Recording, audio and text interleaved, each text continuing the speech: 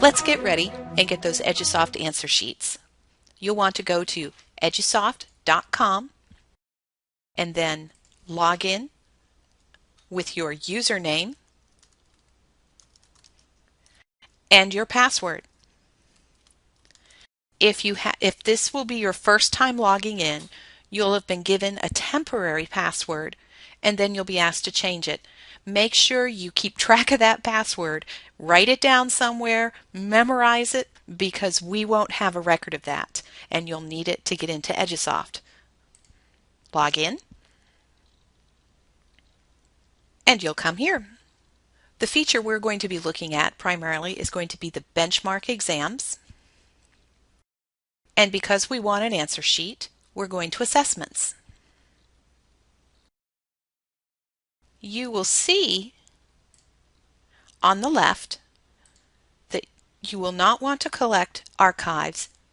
You will want to select current. Make sure current is up, and you'll have several selections. We're going to look for the mini assessments, and they are the NGMA for Next Generation Mini Assessments for 2011-2012. Open the file, and you will see all the math mini assessments, and then you'll see the reading mini assessments. If we go to grade 8, you'll see GO8, that tells us it's grade 8, and you'll see there's mini reading and then mini reading T2, which is test 2. Let's go to the first round and then look to the right and you'll see the mini assessments listed. You'll be able to know which benchmark it's for by the number and letter.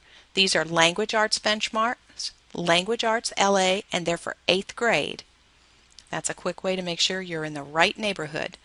Now, I've made the mistake of selecting the wrong mini assessment and printing it up, and that's an unhappy thing. So please be very careful when you select which mini assessment you are working with this time. Let's select the first one. It gets highlighted, and then we can look down to the right where we can print labels, view details, or print answer sheets. And since this session is all about printing answer sheets, we'll select that.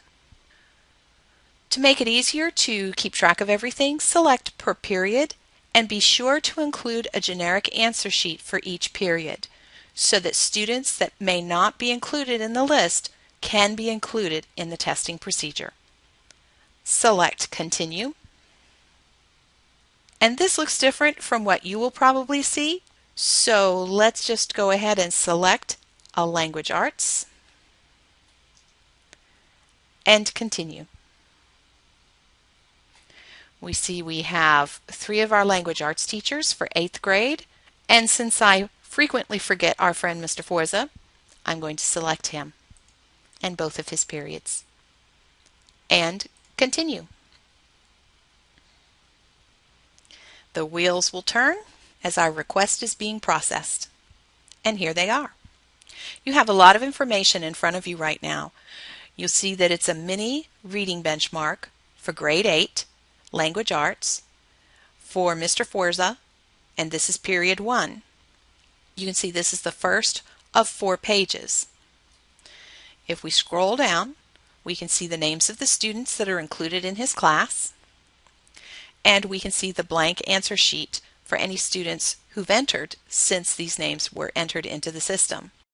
Please remind your students they need to bubble in their name, and they also need to write their name at the top. This helps if any of the sheets are not read properly. Also, another thing to remind them is to not make any marks in this bottom part because that will interfere with the automatic scoring process.